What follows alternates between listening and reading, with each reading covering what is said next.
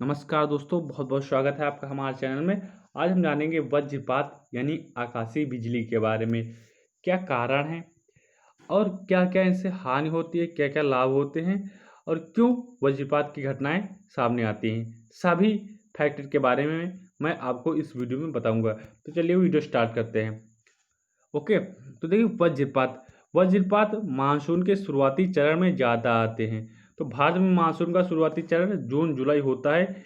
इस कारण क्या होता है कि भारत में ज़्यादा मजदूरों की जान जाती है। इसके बारे में मैं अभी थोड़ी देर बाद में आपको बताऊंगा। ओके, तो विश्व में अप्रैल 2019 से मार्च 2020 तक लगभग 12.5 लाख वज्रपात की घटनाएं सामने आई हैं। लेकिन भारत में ये संख्या 2000 से 3000 है। ओके, भारत में अप्रैल 2019 से मार्च 2020 तक 2000 से 3000 वज्रपात की घटनाएं हुई थी। तो सबसे ज़्यादा भारत में वज्रपात कहाँ होता है? सबसे ज़्यादा भारत में वज्रपात होता है उड़ीसा व मध्य प्रदेश राज्यों में। ओके, तो बढ़ते हैं आगे। क्या कारण है वज्रपात आने का? जब दो विभिन्न आवेश के बादल यानी कि एक धन आवेश का बादल और एक ऋण आवेश का बादल ये आपस में टकराते हैं तो इनके बीच में आकाशीय विद्युत का निर्माण होता है। देखिए, आकाशीय विद्युत कई प्रकार की होती हैं, लेकिन जो विद्युत पृथ्वी पर आती है वो बहुत ही खतरनाक होती है। तो वज्रपात की अधिकतर घटनाएं मानसून के शुरुआती चरण में ज़्यादा देखने को मिलती है।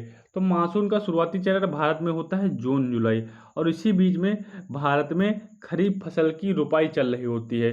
तो जो आदमी खरीफ फसल को रोप रहा होता है वो खेत में होता है, उसको ज़्यादा अवेयरनेस नहीं होती है। तो जब आकाशीय विद्युत उस खेत में गिरती है तो वहाँ पर उपस्थित जल आयोनिक कंडक्टर का कार्य करता है और उस आकाशीय विद्युत को फैला देता है।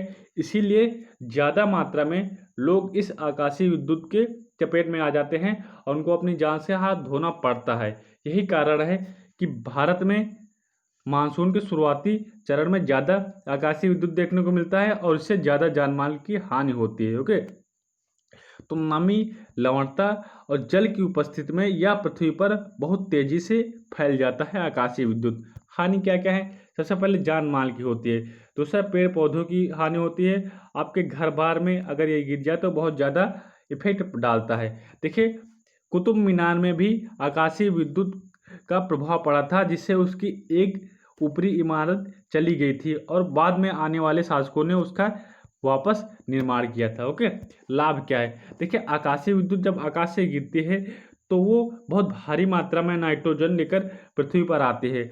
ओके, इससे क्या होता है? नाइट्रोजन स्थिरीकरण का प्रोसेस हो जाता है नेचुरली। ओके, तो ये नाइट्रोजन पेड़ पौधों के लिए बहुत ज़्यादा लाभदायक होती है। हम बढ़ते हैं आगे, हम कैसे इससे बचाव कर सकते हैं? सबसे पहले अर्ली वार्निंग सिस्टम को लगाकर, यानी कि अगर आकाशीय विद्युत गिरने वाली है तो उसको राडार या फिर डापलर सिस्टम से पहले से पता कर लिया जाए और उसको किसानों के माध्यम से किसानों को शेयर कर दिया जाए। जैसे कि दामिनी ऐप पे बता देते हैं कि किस समय कहाँ पर आकाशीय विद्युत का प्रभाव होने वाला है। ओके, और दूसरा पॉइंट, स्कूल के पाठ्यक्रम में शामिल करना। देखिए, जब बच्चों को अवेयरनेस होगी कि कहाँ पर आकाशीय विद्युत कैसे गिरता है, कैसे बनता है, इससे कैसे कम किया जा सकता है, तो वो अपने पेरेंट्स को भी समझा सकेंगे अगर उनके पेरेंट्स कम पढ़े लिखे हैं तो।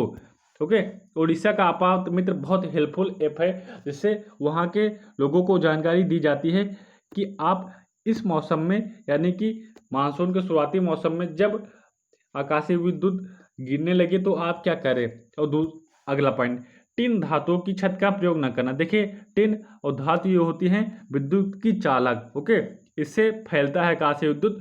तो अगर आप अपना घर बनवा रहे हैं तो उसमें टिन और धातुओं की छत का प्रयोग नहीं किया जाएगा, नहीं करें। ओके, अगला है पेड़ पौधों को लगाकर। ओके, देखिए, पेड़ पौधे बहुत ज़्यादा मात्रा में आकाशीय विद्युत को सोख लेते हैं। ओके, अगला पॉइंट है, वर्ल्ड मेट्रोलॉजिकल ऑर्गेनाइजेशन ने बोला था अगर आकाशीय विद्युत आए तो उसको देखने के 30 सेकंड बाद 30 मिनट के लिए कहीं सेफ जोन में चले जाइए। ओके, 30-30 का फार्मूला आप अपना सकते हैं।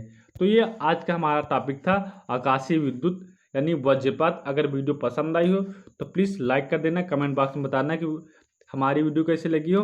टेलीग्राम और फेसबुक चैनल को जरूर ज्वाइन कर लेना इसके PDF पाने के लिए। Thank you very much.